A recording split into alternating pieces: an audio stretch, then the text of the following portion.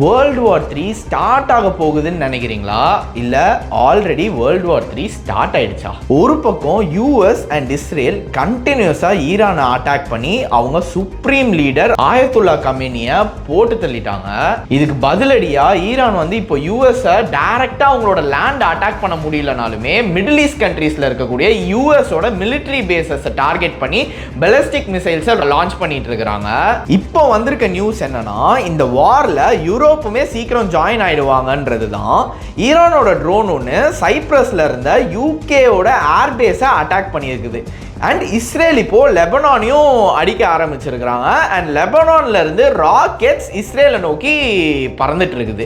இது ஒரு பக்கம் இருக்கட்டும்னு பாகிஸ்தானும் ஆப்கானிஸ்தானும் ஒரு பக்கம் தனியாக சண்டை போட்டுட்டு இருக்கிறாங்க. இந்த வீடியோவை நான் ரெக்கார்ட் பண்ணிட்டு இருக்கிற நேரத்தில் பாகிஸ்தான் 20 இருந்து 25 கிலோமீட்டர் ஆப்கானிஸ்தானுக்குள்ள உள்ள போயிருக்கிறாங்க.